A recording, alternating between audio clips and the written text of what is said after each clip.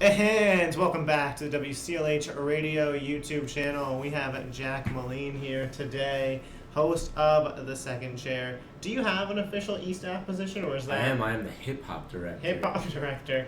Nice. E-Staff.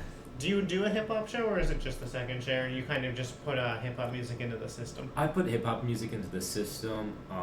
Because I know right it's now I'm automated working on to play at night. Yeah, right now I'm working on deleting more songs than necessarily putting on more songs, because I know what songs in my head that I'm going to put on. Like there have been a couple like big albums that dropped in the last like year and a half. Yeah. Like the Roddy Ricch album. I forget the exact name of it, but it's something like "Please like excuse me because For like being antisocial. Yes, that.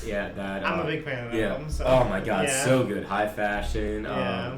Don't Start With Me. What there's some bangers on that It was album. overall so good, the whole album. No, but that album came out. Wanna came out. Wanna by Gunna. Yeah. Lil Baby's My Turn. Oh, Lil Baby's My Turn. Yeah, that's got like whoa.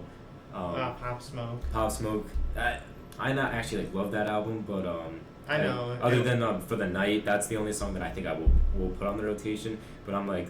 I'm putting more of Eternal Tape Drop too, so I'm looking to put more of that more in new there. School stuff on like there. Baby Pluto, yeah, new school. Because there's a lot of older stuff on there, especially interesting remixes. Yeah, I am trying to delete all of those remixes because like I think remixes are very good, but like I think sometimes they go over the top. Like there's a song No Limit by G-Eazy, and it also that has like I think a maybe Cardi B or Nicki Minaj remix and like YG or something like that, and I was like, or ASAP Rocky, and it's just like you didn't G-Eazy, yeah, like, you didn't like G-Eazy, like stop, like low key, like stop trying to stay that relevant, like do your rap thing, like stop trying to. If they like it, they'll like it, G-Eazy. You don't gotta throw 1,000 names on your track. No, exactly, and I don't know. I think he's good at networking. He's good at networking, and but I think he needs to take like more time between albums right now and actually like focus on, because his first two albums were magnificent. That's how I felt about Logic for a little while there. He just needed to take. I think that he was dropping an album like every 6 months, and it was like. I think he needed to retire. Like honestly, I think he needed to retire because he was running out of stuff to talk about. He was starting to talk about the same stuff, and I think at some point that happens with certain artists. Like I think like Slime Language 2 is actually coming out this Thursday, which I'm very excited about, but I think Young Thug and Future might potentially run into that problem also. It'll probably already be out by the time this is. I don't think Playboi Carti and Uzi will run into that problem because they are way more reclusive with releasing music, but like if you look at Young Thug and Future's portfolios, they have like seven projects out at this point, and like Drake's done that like too. He has like 7 projects out, but he's done that over the course of like 12 years at this point. Yeah, it's so spaced out. Yeah, and like Future didn't really start to become relevant until like 2016, 2017. So, but yeah, no, I'm trying to make the hip hop portfolio more recent and get some of the more recent albums that have come out in the last 2 or 3 years. And honestly, like I'm not even looking for like the music like 4 years ago to be on there, except like really essential albums like Damn or More Life and some of those. And like of course I'll keep like some Kanye and some you gotta keep the old Kanye on I gotta keep some of the old tracks, but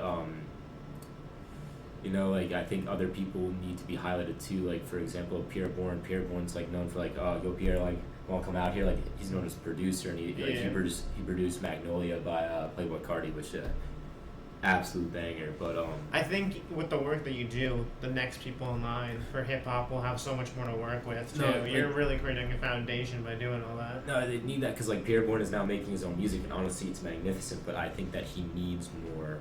He needs more play and airtime because like he's coming out with really solid music and really unique music to his sound, and he's got a somewhat of consistency to his sound also. Yeah, so for sure. It's really interesting. But it's not just him. It's like Gunna is great, and I think like honestly one of the most underrated rappers right now is Lil Yachty. Lil Yachty is magnificent. Like I saw a TikTok about that. No, and I kind of stopped listening to him. What? Stop listening. Like, see, the thing about Lil Yachty is he is so different. When I listened to Lil Boat too, I was like, I don't know. Oh, Little Boat 2 wasn't good. Oh, look, on Little Boat 2, Get Dripped, I think Get Dripped with Playboi Carti is one of his best songs ever. And, like, he has the song On the Mac on there, and then he has the Juice WRLD song on there is also really, really good. I forget the name of it, but no, Little Boat 3 and 3.5, the last project he just... Look at him. All right, like, if you have the chance, look at... Great start. Look at Split / Whole Time, In My Stussies. Oh, that song's so good. In My Stussies. The Future and Playboi Carti song was really solid. TD with A$AP Rocky and Tyler the Creator and Tierra Whack. And West Side is also really good. He raps over a drill beat and I'll have to check that out. Solid. Check it out. So just kind of backtracking a little to more general info about you. You're a major for those that don't know you. So I am a senior communications major, specifically in media production, and I'm also a music minor. Interestingly enough, I play the tuba. I'm in choir. I'm also part of the tennis team. Wow. Versatile. I've no wonder you said you don't have time. I have very busy weeks, but it's more of the sense that I do have time because I need time for myself, and I also need time to process everything that I am doing so I can do it at the best ability possible. Like, yeah, for sure. So I think of like, oh, I want these songs off the I think the radio. that's something a lot of people don't do, is take the 30 minutes to plan things out and figure it out. I take hours. Like most nights, like sometimes like I try to like watch TV or a movie or something like that. Like last night I watched Blades of Glory, which magnificent film. But sometimes it's hard for me to do because I'm just thinking about what I need to do, and I'm thinking about like what's coming up. Like I have the second chair each week, and I try to prepare the best I can for each guest because each guest has different music, and I'm not always familiar with that music. Like tomorrow it's a lot of jazz music and I'm not really familiar with it. But that's the other part of being a host of the second chair is that I know some specific guests are going to be able to educate me on that music. So I don't need as many questions and stuff like that. It's more of questions in the moment that I can ask. Because sometimes it's hard to do that, especially when I only have 1 week to prepare because I'm not going to prepare. I don't prepare for another show before the other show's done. It's impossible to do that, and usually I don't get to that until maybe Sunday or maybe even Monday or Tuesday to prepare for it. And it's not necessarily the hardest, but I'll probably have to take 3 hours tonight to prepare for my interview tomorrow, and look up some of the artists and at least some of the background, so I'm not like uneducated. Yeah, or just like sitting like drowning underwater during the interview. This is my first run with sit down interviews like this. I've done post game sports interviews for the Beacon and stuff. But the one thing that I've really learned is knowing when to add to the conversation and when to let the guest just go. No, sometimes tomorrow I know my guest I'm gonna he's gonna want to take the rope and talk, and so that means honestly that I have to prepare a little bit. I don't have to prepare as much. Do I still have to be very prepared? 100%. But I also know that he's going to take the reins of the interview, and that I can't dominate the interview, so I kind of have to prepare less in a sense. I'm still going to have questions and then follow-up questions, but I'm probably not going to get to those for the most part because it's only an hour show, and I realistically want 30 minutes of it to be talking and 30 minutes of it to be music. Because it needs that balance. I do one thing with doing all these interviews. Most people are comm students, so a lot of them do dominate conversation because they're just so taught. But, see, when you have a guest, you can't. In this situation. Because you're getting guests from all over. Exactly. You can share some personal stuff and and banter back and forth with them and add to the conversation, but it's about them. Sometimes you have to bring it out of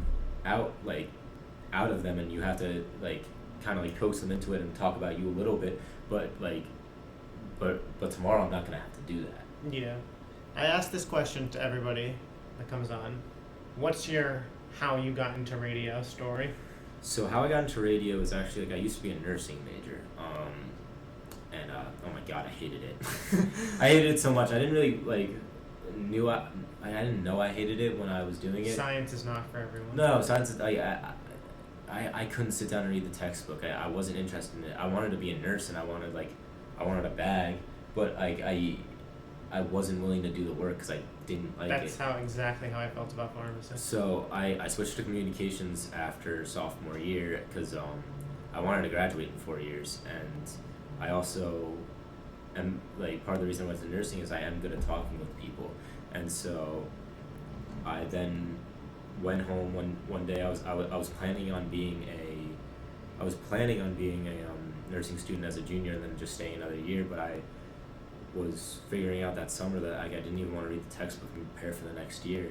So then I went home one day and I went over all the courses to be a communications major, and I wanted to see if I could be a music minor too, because I realized I also missed music because like in high school I played tuba and I was in choir and I was in multiple choirs and multiple bands. Yeah. And I realized that I didn't know I necessarily missed it. Now I know I missed it, but I felt like it was something that I needed back in my life that made me really happy. And so I figured out, I sat down and I realized that I could graduate in 2 years and be a music minor and be a communications production media major. And so then I did it. And so that summer I actually came in and I visited with Christian Rock, the WCLH radio director, and I was like, how can I make this work and how can I get into radio? And so like the first couple of weeks I did my trainings and I took the test and I did my trainings, and then sure enough I had my own show. What was it? I forgot what the name of my show was at first.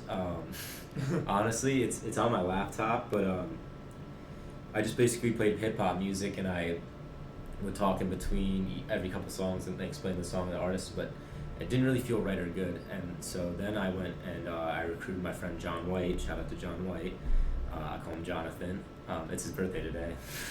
So shout out to John White. Happy birthday happy on birthday. April 14th. I talked to him and I was like, hey, like we need to do a show together because we're both so passionate about music and certain artists. And so we created this show called Above and Beyond. And what we did was each week we selected a certain genre from a city, so say like Atlanta hip hop, or we picked like music by Pharrell. And music by Pharrell it might sound small, but Pharrell's produced like, there's a statistic in like 2004, 2006, he had like 60% of the hits that were being played on the radio, like he was involved or produced them. Yeah, he's such a powerful music mind. No, he's been possibly the most influential musician in the last 20 years. That is how influential like Pharrell is. And it definitely sounds crazy if you like haven't done the research. No, 100%. But like we were both so into music, so like we had a Pharrell episode. We had a good music episode, which is Kanye's label. So like we were playing Tiana Taylor. I don't know if we played a designer song, but we played Kanye, of course. We played Travis Scott is on Good Music, but I don't know if we included him either. But Sci-Hi the Prince, who else is on his label? I'm missing somebody, but Pusha T's on his label, exactly. And we would go in and explain the songs and the impact of all these artists and stuff. Like we did a couple city episodes too, and like we did an Atlanta episode, which was one of like my favorite episodes because Gucci Mane's from Atlanta, Lil Yachty's from Atlanta, Playboi Carti's actually from Atlanta, Migos are from Atlanta. Childish Gambino's from Atlanta. So and Atlanta's been super influential on hip hop. So and we did like a Europe episode and a Canada episode and like covered Justin Bieber, Drake, and that's when I really like fell into love with radio and realized I liked conversing with people and I liked being on air, and like sure I had my stumbling blocks, like I used to say like a lot. I still say like I have said like in this interview probably over 10 times already, but like you're not going to make mistakes before you get on air and start talking and realize like what's going to be good and bad. And yeah, I think that's the best part about radio. No matter which position you're in, it's a real life learning experience. No, 100%. So it counts as, hey, I was on radio for 2 years experience, and it's like I've already worked through a lot of the kinks that like new people would have. Yeah, exactly. Like especially here at Wilkes, because if you go to a different school and you go to communications, and we have this great facility here in the Karen Bell Center. If your school doesn't have that, you're like at a disadvantage. Yeah. So It's one of the great things about this. But also, like, when you go into a program like this, or just a program in general, like, people think that just doing stuff is okay, or doing everything's okay, but what you really need to do is concentrate on something that you're good at and get really, really good at it, and not and take criticism and take backlash. Like I would call my mom after every show, and yeah, I said like a lot, and I would hate hearing it from her, but at some point I realized that I needed to do that if I wanted to be successful at this. But you need to do a lot of stuff on your own, and you need to be processing everything that you're doing and processing it on your own time and really thinking about it if you actually want to make this a career. Yeah, for sure. So we mentioned all of the great parts about radio. Do you have a least favorite part? And I'm guessing you're going to have the same answer as people that do shows with other people. Because coordination of schedules. See, I've never done, like, I only did one show with other people, and it was with, like, my best friend. And so most of the time we were on the same page. Yeah, some weeks we weren't, but that was more having to do with scheduling and stress and busyness, and you kind of have to take that in stride and realize that's going to happen and just improve on it in the future. But I'd say I hated doing a radio show on my own, by myself. That was awful. That was not fun. It was awful, and and I hated playing music and just talking about. I hated making it about myself because it just felt like horrible. And if I had to pick something, it would be having a show that was about what I thought and stuff like that. Because in a sense, like, who cares what I think? Yeah. I'm just a Wilkes University student, and I can do my research and stuff like that, but I of course, like, in different, like, media outlets like sports, like, you have to have an opinion, but it was hard for me to do that. I think definitely when you're talking, having any kind of feedback is good. Whether it's your own show that you're hosting and there's kind of just somebody that throws topics at you and has, like, a minor role, versus if it is a real back and forth conversation. Yeah, exactly. Because especially what you were saying, like how when you were just starting off, it was by yourself. So there was a lack of, is this good? Is this not good? Exactly. And then it's like, borderline, and it's just one side. Fun? It's just one side. Yeah. And then it would just be me sitting, and some days at nights, but some nights it was nice, and some nights I was just like, damn, like, what time is it? Like, I want to go home. Yeah. Is this good? Yeah. Exactly. Is this good? But that's like something in the other sense that you have to get over. You have to, like, have this chip on your shoulder every time you go on the air that it's going to be fun and it's going to be good. I'm sure you're going to make mistakes, but you have to have that chip on your shoulder that, like, you're going to do your best that day. You're going to do your very best. That's all you can do. All you can do is your very best. Yeah, I know for myself, I've expanded to doing several different sports shows. So, like, I do one on the radio with my co-host, and it's great. And then on YouTube, I'll do it just myself in front of the camera. And the first time I sat down to do it like that, I was like, this is weird. The first show that I put out was probably so awful. Because I was so stagnant at first, because it was like I'm waiting for a response to take the conversation somewhere that's not going to happen.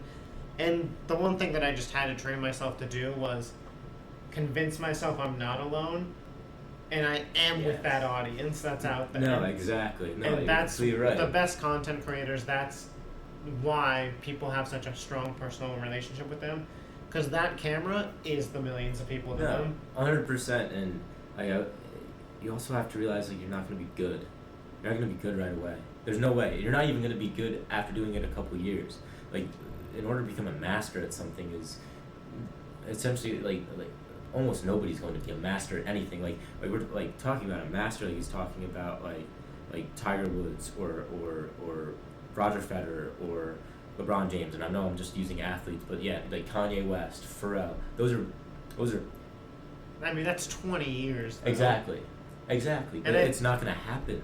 That's how long it has to happen. And like I was literally telling a girl last week, she was getting super. I was sitting on her first radio show. She was getting super nervous, and I was like, hey, this is what's supposed to happen. I think, like, and everything happens for a reason. the way that you were saying it earlier, and the problem that a lot of people run into is they think they're going to be really good, and then they're not, but then they don't take the criticism. Yes. Then they don't fix it. They're just, well, it's whatever. It was the one show. Yeah. And it's one show turns into 10 if you don't fix it. And I used to do that too, but luckily I process a lot of what I say, and I do say stuff sometimes impulsively, and so I had to think about that a lot. Yeah. So I know that you mentioned you do play tennis. What's that like? What's the life of a tennis player? Because I feel like it is not, I don't want to say underrated sport, but underappreciated, underknowledged. Sure. See, I part of my opinion of tennis being underappreciated is two things. One, it's really expensive to play tennis. It is. Like, if I wanted to go hit at a court even around here, and I'm from Long Island, it's even more expensive. It's like $30 for a court. Yeah. For 1 hour, which is expensive. It's goddamn expensive. And that's by yourself, not even a lesson. And like, and if you want to be really good at tennis, you need 2 or 3 rackets. That's $400 right there. And you need lessons. And you need lessons. And it's hard. Tennis is really hard, and it's something where you have to be processing all the time. You have to be processing everything that you're doing, and if you want to be good at that sport, it's not like, oh, you can just go and like shoot shots. Like, you have to go practice this shot with this spin in this place in this position, and it's difficult because there's so many different aspects of it. And but what I love about tennis is, and especially being on a team here at Wilkes, is that it allows you to play like an individual sport and a team sport at the same time. Like, you have a team my team here at Wilkes is my family. Like, I see them as an extension of my family, pretty legitimately, and they're always going to be there for me, and I'm always there for them. Yeah. But then at the same time, like when I'm playing singles, at least on the court, it's me. It's just me, and I need to win for my team, and I have my motivations, but like, I'm my own cheerleader then. Yeah. And I think that's hard for some people to do. It's all in your control too. But I like having control of everything. Like, I'm not control freak in any way, but I enjoy that part of the sport. Yeah. I last summer I played tennis for the first time. It was more of a COVID safe sport and whatnot, and I was like, not thinking like, oh, this will be easy, like that I'll be good, but like, oh, like I'll be able to do it. Do you know what I mean? Yeah. And I go in, and the kid that I played with has played tennis. Like, his family plays, but he doesn't like play at like anything crazy. But he knows how to play it. Mm-hmm. And I was like, oh, like I should pick up on this. Like, you know, we're just gonna like volley it. It's not gonna be anything hard. As soon as I hit the ball, I smacked it out of the court because I thought like, oh, like you hit it hard, and then the angle at which I hit it. There's so many different aspects of it. Flew. Like having the right rack and having the right tension of strings and having and understanding your play style and understanding your physical like attributes and abilities. Like, I'm short, and being short for a tennis player really isn't that ideal. There's only like one tennis player I know on tour that's like in the top 20 that is under 5'10".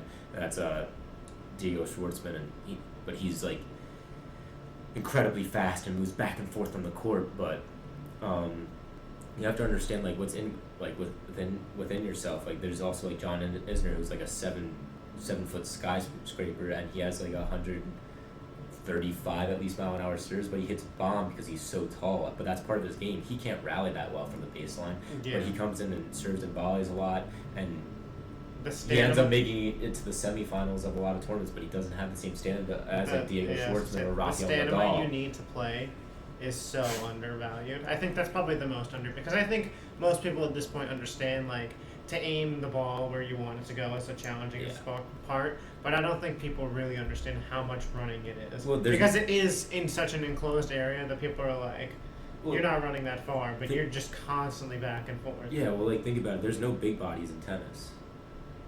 There's no big bodies. Yeah. Everybody has a six-pack. Everybody's jacked. And everybody's ripping the hell out of the ball. Like, Rafael Nadal is jacked. Like, he's not jacked. They're shredded. They're cut. They're cut. But you can't have another body type like that. You got like 2% body fat or more, you're out. Okay, not like that. You can still have like 10. Like there's like it's not like everybody like Roger Federer's not that jacked. No, not that much. It was a hyper exaggeration, but yeah. But yeah, you need the stamina. You need to be able to have the finesse and the and understand the game, especially if you want to be a pro. Like if you want to be a pro that actually makes money, you have to be top 100 in the world. Top 100 in the world. Name another sport where you have to be top 100 in the world to be able to make a sufficient amount of money for yourself. Man, the only thing I can think of off the top of my head, it's a sport that gets associated with tennis a lot. I think it's golf. Golf, in terms of just category, is where it is. Golf's the one. I mean, maybe boxing, maybe, but I feel like there's a big enough market for that. Possibly, I can't really speak to that because I don't know. Yeah, and I don't know about UFC. But like, you literally cannot make enough money in order to sustain yourself to play tennis because tennis tournaments are so expensive. Like a lot of the time when you're 100 and above that, you're paying to play in tournaments. Yeah, well, especially and because if you lose first round, you don't make your money back. You lose it. You lose it. Especially though, like team sports like football. A football team has 52 players, 53 man roster. And they also have an organization that pays for a significant amount of stuff on top of paying for them. Tennis players don't have that. They'll have sponsors. Their sponsors aren't paying for everything. No. Unless you're top of the top. Unless you're like top 50. Then it's like, all right. Like, top 50 because if I lose this tournament, it's okay. Yeah, because if you're top 50, you make every Grand Slam. Yeah. Because, God, I forget. Maybe it's like 128 that make every Grand Slam, but like if you're top 50, you're a lock. Or like top 64, you're a lock or something like that. But I'm not sure. Yeah. I might be wrong on that, but it's neither here nor there. Yeah, oh well. So I do want to get into this interesting note because it is something we have similar but different at the same time. Mm-hmm. We're both born in Long Island, New York. Oh, yeah. But I moved here in 5th grade mm-hmm. to this area. And if I'm correct, you came here just for college. I did. Honestly, a lot of the reason I came here was to play tennis. Which is stupid as it sounds, but I was passionate about nursing, but honestly, deep down, I wasn't that passionate about nursing. I knew that we have a great nursing program here, but I came because we have a substantial tennis program that has won 11 MAC championships, or maybe 10. I might be getting that wrong. Yeah. I know that the women have won more than the men do, and I forget what number we're at sometimes, but I came here because we had a competitive tennis team, and I wanted to get better at tennis, and thankfully through Coach Terranova, my tennis game, and honestly my maturity as an adult has improved a lot just being part of that team. Yeah, well, I was gonna ask you, and I hope it doesn't come across in an offensive way. Nothing comes across offensive to me. A lot of the stigma of Long Island is you got to get out of there to see the real world. Do you think that coming here has opened your eyes? I don't want to say opened my eyes, but it's opened my eyes that I never want to go back to Long Island again. Because yes, everything is closed off in Long Island. You do not really see the real world on Long Island. It's honestly upsetting sometimes, and it makes me never want to go back there because it is really closed off from the rest of the world. Geographically, it is an island, but everybody's kind of super self-centered, I think, on Long Island, in my opinion, and it's hard to break out of that. Yeah, when I came here, because it's part of the culture. In 5th grade, it was a real culture shock. Yeah, but in a great way, right? At first, no. Because at first I was so young that I didn't really even understand why. So I went to Hazelton Middle School, mm-hmm. and I just had no. It was just such a coddled world out there. Yeah. That these kids were messing with me, but not in a mean way, but any bit of jokes. They took my lunchbox. And we're just yo, what you got? And in my head, I was robbed. Exactly. Yeah. No. And it was I totally immediately went to put my hand up and tell a teacher. Yeah. Oh, that's the other culture on Long Island of oh, you're supposed to tattle on everybody, and oh, you're supposed to tell when somebody's doing wrong, stuff wrong, but it's such a coddled world. Because, Yeah. don't get me wrong, in such a perfect world, it's like, you do the wrong thing, you get in trouble, blah, blah. It's just not how the real world works. And they prepare you to live there. Exactly. And that's it. Exactly. So I was just wondering if the transition was similar or different at an older age.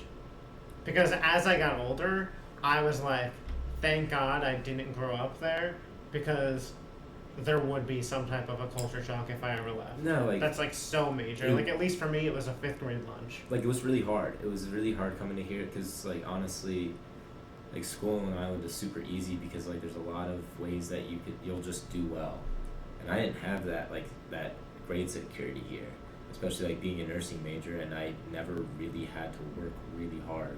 Like a lot of it had to do that I didn't want it. A lot of it had to do with that. Yeah. But I never really had to work hard in school, like that hard. Partially that it was because I didn't want to, but it's neither here nor there. But